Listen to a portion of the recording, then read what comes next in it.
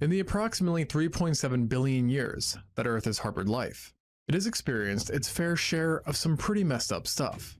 This has included asteroid impacts, solar storms, volcanic eruptions, earthquakes, fires, droughts, and everything in between. Most of the time, such events don't actually have any profound impacts on life, but a few times they do, resulting in an extinction event, which can be simply described as being a widespread and rapid loss in biodiversity. And so far, scientists have identified about 31 extinction events that have taken place in the last few billions of years. Obviously, we are most likely missing a few, but suffice to say, 31 is quite a bit. And of those 31, there are 5 that really stick out in terms of devastation and scale, being referred to as the Big Five. These, according to most, refer to the worst extinction events the world has ever seen, with each one being responsible for the eradication of at least 50% of all species. Of these 5, the most famous and talked about is by far the KT extinction event, better known as the day the dinosaurs died.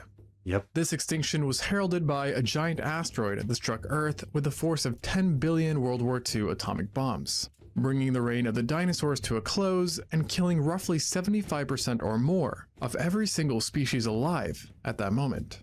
It's crazy. It's often regarded as being the most sudden mass extinction event to have ever occurred, with most of the deaths happening pretty much on day one.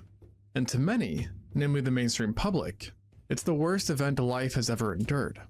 Yeah, that's what I was thinking. This isn't really the case, because of the Big 5 extinction events, the KT extinction was not the deadliest, and perhaps surprisingly, it's not even close to being number 1, as that title goes to an event that saw so much life die that it took Mother Nature about 5 times longer to fully recover from it than it did following the asteroid.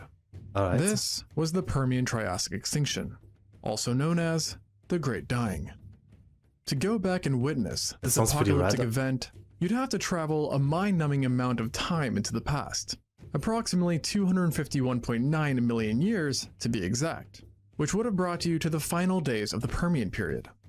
Even before the Great Dying had begun, things weren't going so well. For starters, the world was still recovering from yet another extinction event that had taken place about 10 million years prior, the Capetanian extinction, which had decreased species richness and contributed to a major decline in sea level. I wonder where we are in terms of extinction events, right? Like in our current run as humanity and just life on Earth, right?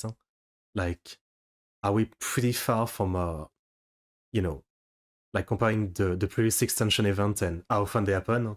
Are we getting close? Obviously not close in like 100 years. I mean, we're talking about billions of years, but yeah, are we getting close or are we farther away, I wonder?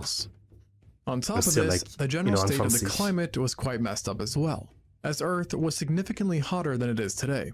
And near the equator, it's thought that the temperature could sometimes soar to around 74 degrees Celsius or 165 degrees Fahrenheit, before that? hot enough to literally cook a chicken. And thanks to the geography of Pangaea, with nearly every landmass being strung together, large swathes of land were simply inhospitable and brutally dry. And to add fuel to the fire, there was also a giant mountain range that cut across the supercontinent, which deprived many areas of rain, and thus creating pockets of death and contributing to major droughts. Therefore, it's fair to say that simply staying alive was not a walk in the park. So it definitely was not helpful when the Great Dying suddenly sprung up and took out the vast majority of life. For a long time, paleontologists were aware that something unprecedented happened during the end of the Permian, but no one knew exactly what had transpired, and many different ideas were thus put forth, including asteroid impacts, interstellar dust storms, and even that the weather was just that brutal. It wasn't until very recently that paleontologists finally came to the conclusion that the perpetrator all along had been volcanic eruptions, though these ones were unlike anything ever experienced by humanity. And its mark on the Earth can still be clearly seen today, in a place not really associated with volcanoes, Russia. It's there that you can find the Siberian Traps, a sprawling region of volcanic rock that covers an area equal to 68% of Europe's total landmass, and is believed to be the byproduct of the very eruptions that created the worst extinction event ever. And the scale of such eruptions would have been hard to comprehend, with estimates suggesting that they were around 4 million times larger than the Mount St. Helens eruption, and that they Wow. even outclassed Yellowstone's largest discharge, having spewed out 4,000 times the ejected volume. And if the Siberian traps had been located in the US, the lava flows alone would have covered the entire country in a layer of magma 3 times the height of the Empire State Building. Bruh. At this point, you may be imagining some sort of eruption scene straight out of the movie 2012. But the eruption of the Siberian traps wasn't actually all that violent, and would have been instead more gentle but persistent and massive, with consistent giant lava flows that took place over an extended period of time. And when I say time, it's like, yeah, like, you know, you have a glass of water and you're putting it under the sink and you just let the water run.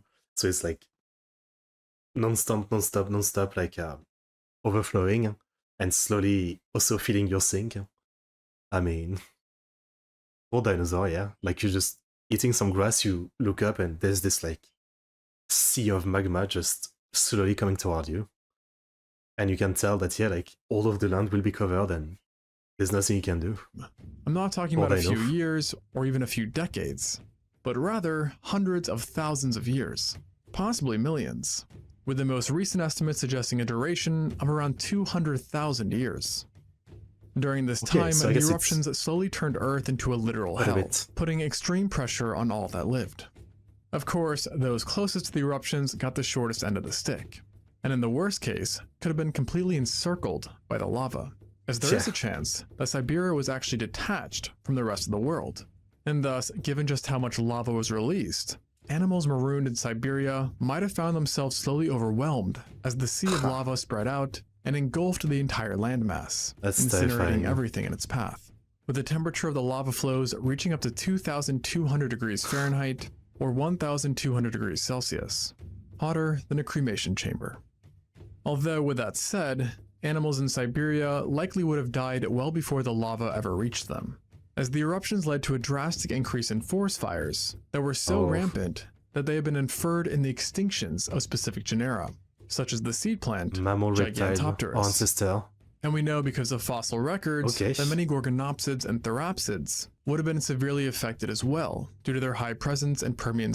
I guess I don't know very much about that time. To me, in my head, it was always like, you know, life started with like probably microscopic like bacteria and small things like that.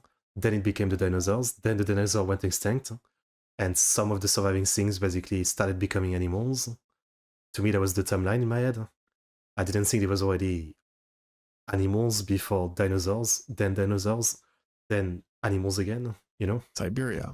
But the rest of the world was by no means off the hook. I don't have the timeline in my head. Because as the eruptions prolonged, their deadly effects became universal, with no corner of the Earth being untouched. And yet, ironically, it wasn't the constant lava flows per se that brought their devastation, but rather, it was the result of what the eruptions released. As throughout this ordeal, volcanoes were letting out untold amounts of carbon dioxide, ash, sulfur, and chlorine, among other materials as well, which together contributed to well over 200,000 gigatons of erupted material. In other words, more than 1,000 times the weight of Mount Everest. And this sheer volume led to not just one, but multiple disastrous effects. And each one likely could have been considered an extinction event within its own right. So, it really couldn't get much worse than this. Yet, in typical fashion, it did. And it actually got so much worse, as the eruptions happened to take place in the worst location possible, as they were situated right above huge amounts of combustible organic material and vast coal beds. It's not 100% confirmed, what does it mean? But the idea is that the eruptions eventually infiltrated and set alight these coal fields and material, which brought even more carnage upon the world. What's interesting, though, is that studies on this disaster indicate that it was not a progressive extinction, in that it slowly got worse and worse, but rather it had its ups and downs, with distinct nightmarish pulses where the majority of the dying occurred. During these quote-unquote pulses, Earth was basically transformed into an unrecognizable wasteland, where animals endured and suffered in many ways. Wow. And if you somehow found yourself transported back then, you'd quickly realize that nothing was okay. But what would have probably stuck out the most was the extreme heat. I think I'll pass. As mentioned, the late Permian was already very hot, and yet the Siberian traps brought these temperatures to a new height, as the gases and abundant wildfires warmed the atmosphere, resulting in a global average surface temperature of above 40 degrees Celsius or 104 degrees Fahrenheit. And to just put that into perspective, the current global average is just 15 degrees Celsius or 59 degrees Fahrenheit. So far, no conclusive study has suggested just how hot the equatorial regions could have gotten. But considering the equator today is about 100% hotter than the average, it's not a pretty thing to imagine. And imagining what would have happened to humanity if they experienced such temperatures is another very ugly thought, as we have tended to fare quite poorly when dealing with such extremes. Sure. For example, in 2010, Russia experienced a heat wave that brought the average temperature for the month of July up to 30 degrees Celsius or 87 degrees Fahrenheit. And while these highs did not last long, the heat still resulted in over 50,000 deaths. It's the fires, right? Yeah. I was gonna say, like, you know, as a human, even if you live in a cold place, like, if it suddenly gets hot, you know, like 30 degrees Celsius, like, you know, it's hot, but you should be able to be okay. But then I guess the problem is everything else around it, like everything else that's not used to the temperature. Additionally, the hottest place on Earth, the town of Dalal in Ethiopia, doesn't even reach the Permian average, as it stands at around 35 degrees Celsius or 95 degrees Fahrenheit. And despite many attempts, the town, or rather ghost town, does not have a permanent population, as every attempt to establish a full-time settlement has failed due to sheer heat. Therefore, it's safe to assume that we would not last long, and without any coverage, someone could very likely experience death within less than 24 hours. This heat would have also contributed to forest fires separate from the ones created by the lava flows. In fact, fires started by the heat are actually believed to have been directly responsible for destroying the very last remnants of coal swamps, which had at one time been the dominant ecosystem on Earth.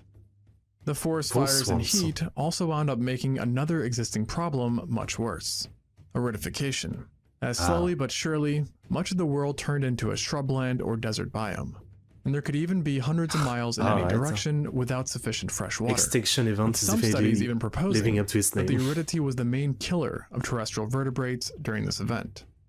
But the world turning into one giant desert still wasn't the full picture, as even if you managed to find shelter, you'd still have to deal with the constant spewing of noxious gases that slowly suffocated the world, with oxygen plummeting at the very end of the Permian to around 15%, which is by many standards low enough to harm humans.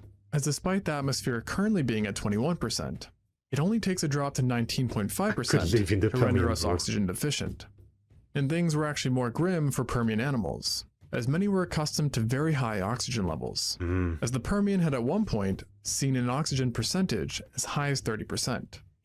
It's also very likely that there would have been moments where the oxygen dropped even lower, which highly implies that any animal that did survive must have been located in low altitudes. In one interesting study, actually took estimated oxygen levels from around that time and used them to overlay a map of present-day Earth to see exactly where animals would have had a chance of at least surviving from a breathing standpoint, with the red areas representing land where life was unsuitable, while the green areas represent places where life could maybe be supported. Between burning to a crisp and choking to death during the end days of the Permian, you may not have had the opportunity to acknowledge yet another pleasantry of this extinction event. Oh boy. Radiation. Lots and lots and lots of radiation. Because it wasn't only life that at was this being point, just give up. I mean, fucking lay down and just close your eyes. I don't know. I know you're just a dinosaur, so, you know, your instinct is gonna be to try to survive, so like go get some food, go get some water, but at this point, just give up, you know? Sometimes life literally tells you to give up, and yet it didn't, when you think about it, I mean. And yet, life did not give up. I mean, we're still around. Life didn't give up. It found a way. Yeah. By the eruptions. So maybe specifically, we should not give massive amounts of halogens being released ended up causing a severe chemical depletion of the stratospheric ozone layer, leading to massive spikes in ultraviolet radiation. I see. The very same radiation that can give you like, Earth warming already happened. Sunburns or skin cancer today. And you would have needed buckets of suntan lotion to stay safe, as studies estimate that ultraviolet radiation may have ballooned by 400% at the equators, while the polar regions, they could have seen an obscene increase in radiation of 5,000%. meaning that simply standing outside for a day would kind of be like being trapped inside of a tanning bed for 4 days straight. Wow. At this level, the radiation was so potent that it even left direct evidence behind, as researchers discovered that plant spores from the extinction event were mutated due to the UV radiation. And currently it's thought that the majority of these plants actually died because of these mutations. Yeah. But it wasn't just forest fires and radiation that flora had to worry about, What as the next? eruptions subsequently led to a rampant dust cloud that highly disrupted photosynthesis, and acid rain that caused soil erosion. Oh my god. So clearly, life on land got it rough. Yet things were not much better in the water. In fact, marine Someone life should make a game of this time period. You play as a human who'd been teleported to this time period, and basically you can't survive more than a minute. In a minute you're dead from everything. actually suffered worse. You just spawn in and the screen is just like 50 different meta warning you of like everything. And then in a minute you have time to like deal with none of the meta. You're already dead. And the waters got so heated during the volcanic activity Buy my that game the ID. average surface Thank you. temperature rivaled the temperatures seen in commercial jacuzzis. And again, you had all the other effects to worry about too, as the oceans dealt with drops in oxygen, high radiation near the surface, and ocean acidification. And this acidity was way worse underwater, as the oceans and seas absorbed more of the emissions, leading to more permanent conditions and a greater drop in pH levels, with studies indicating that in certain Damn. areas, the waters were about 32% more acidic than they are today. This increased acidity is thought to have played a huge role in killing vast amounts of marine life worldwide. And its deadliness was not helped at all by the warm water temperatures that made the acidity all that more reactive. You'd think that after naming over 5 different ways that the Permian extinction could kill you, that the list would come to an end. Yeah. Yet this extinction still What had some else? sinister tricks up its sleeve. I can't even think of what at this point. Like, what else can you have? What else? Like, did it create some super, disease or something as well? So to speak, with one of the scariest things having been the Hyporcanes, also known as super hurricanes. I see. Now, this is more of a hypothetical event, but the idea is that if sea temperatures reached around 50 degrees Celsius or 122 degrees Fahrenheit, then an extreme class of cyclone could form, which would have been so violent that it would have brought untold devastation to both terrestrial and aquatic environments. And while the average temperature did not hit this threshold during the Great Dying, Insanity. fluctuations in hotspots very well could have, leading to the creation of hypercanes that may have grown to be larger than the biggest storms on record, and if over the mainland US, would have covered half of the country. Wow. And it wasn't just their potential size that was terrifying, as hypercanes had much stronger winds than normal storms, with a strong one possibly attaining sustained winds of over 800 kilometers Oh or my God. 500 miles per hour, fast enough to completely erase reinforced concrete structures and unroot any kind of tree with ease. And these larger hypercanes could likely bring devastation to areas larger than certain continents if on the right path.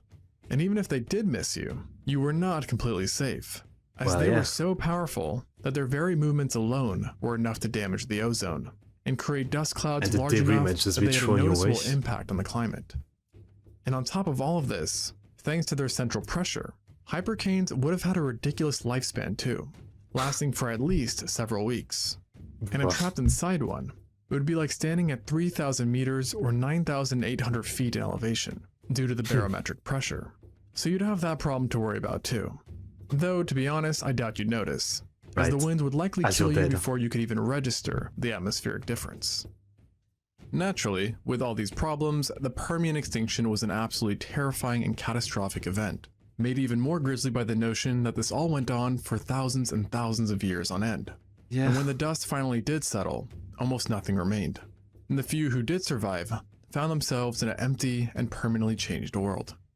You There's won, no but at doubt what that all of cost? the big 5 extinction events have been bad, but the Great Dying really took things to the next level, especially when it came to the pure numbers, as some studies suggest that up to 96% of all species 96. died, making it 10% worse than the second deadliest extinction we know of. And while this number is definitely a crazy one, it doesn't do a great job at showcasing just how much worse it was than the other mass extinctions, with a better statistic being the amount of biological families that went extinct, as around 57% were fully eradicated, which may not sound as bad as the 96%, It definitely is once you consider that the second worst extinction, which saw a species loss of 86%, only witnessed the disappearance of 27% of families. Wow, okay, Still yeah. less than half as bad. Yeah. And to put this into perspective of the KT extinction, the dinosaurs extinction was not even close to as bad, as the Earth only lost 17% of biological families. And because the Permian extinction was the deadliest ever, it's no surprise that many well-known and then thriving groups vanished. Yeah. On land, the Gorgonopsids, Meganisoptera, Vigeltosauridae, and Paraeosauromorpha were among the most iconic groups that died off, while lesser-known victims included many families of temnospondyls and untold amounts of therapsids. In the water, the situation was even grimmer, and notable victims included the blastoids and acanthodians, the latter of which are commonly referred to as the spiny sharks. The world also saw the loss of sea scorpions, looks like a big carp, who at various times in history had been the primary apex predators in the waters. And on top of that, the well-known trilobites succumbed as well. Quite the historic loss, as these guys were a symbol of success and persistence, and had existed for over 250 million years at the time, surviving 2 other mass extinctions, and were represented by over 22,000 species, making them one of the most diverse, if not the most diverse, now extinct group of animals to have ever lived. And while extinction was the worst fate an animal could have suffered, it doesn't necessarily mean that the survivors were much luckier, as virtually every group who survived still took extreme losses, with the majority having experienced an extinction rate of over 95%. And for some, the damage proved too severe, and despite initially surviving, they wound up going extinct not much later. That makes sense, yeah. An example of this can be seen in the Chedonathidae, one of the most successful families to have existed during the late Permian. They, like some others, had originally managed to survive, but were reduced to only a handful of genera, and were far less diverse than they had once been. And the survivors also suffered from stunted growth. And while they continued to live on for another 3 to 4 million years, they never managed to really fully establish themselves, with many paleontologists believing that if the extinction had never occurred, it would have lasted for much longer. But ironically, despite most getting a bad deal out of this event, there were a tiny handful that actually benefited from it in the long run, namely the Lystrosaurus, a rather small, unassuming dicynodont. Okay. Like most, it came within the brink of extinction, but managed to persist thanks to its burrowing talents, and possibly its ability to hibernate, which might have allowed it to survive in greater numbers than its competitors. Therefore, once the worst was over and it found itself in an empty world, it began to rapidly recover and diversify, and within a shockingly short amount of time. I guess it makes sense too, yeah, for some of them, like, you know, if most of the predators and basically everybody else is dead, you know, I guess, yeah, you have a chance to now be the survivor and the one that can thrive and evolve. That makes sense. The Lystrosaurus became the most dominant animal in the Triassic Pangaea. At its peak, the Lystrosaurus accounted for 95% of all vertebrates on land, a feat that no other animal has ever achieved, technically making it the most successful vertebrate of all time, at least in a certain way. Yet despite this accomplishment, life still wasn't easy for this new king, as the Great Dying had left the world in an abominable state, with extreme heat and aridity still being a massive problem that would continue for millions of years after, with some studies even reporting that subsequent extinction events tied to the Great Dying likely happened well after the Permian had came to a close. Overall, the carnage and chaos that the Great Dying had wrought was no doubt beyond anything ever experienced before or after. Well, and recovery ended up being an extremely slow process, as it took life approximately 50 million years to fully recover, meaning that for the entire duration of the Triassic, nature was still picking up the pieces. And for 5 million of those 50 million years, it's believed that there were virtually no animals at the top of the food chain. A strange idea to think about. But alas, things did eventually stabilize, and the world once again became a place filled with life, with the early Jurassic being about when you could no longer tell that a great catastrophe had taken place. And hopefully for both Mother Nature and our sake, no such event will ever take place again. Thanks for watching, and until next time on ExtinctZoo. But it might be so long that, obviously, we can't even fathom it, yeah? Okay, as always, very, very interesting ExtinctZoo video. I mean, I think like most people, I would assume the one we all know, the extinction of the dinosaur was the biggest mass extinction event in history, but no. The Great Dying is pretty great, that's for sure. I mean, pretty insane, pretty insane. It's on a scale and a level of like, you know, like Like it's like combining 50 different apocalypse movie into one, end of the world movie into one. It's hard to almost comprehend. Yeah, it's pretty insane. It's pretty insane. I mean, like this concept of extinction event is like it's so grandiose, so powerful, so maddening. Yeah, really, really interesting to learn. Yeah, really, really crazy.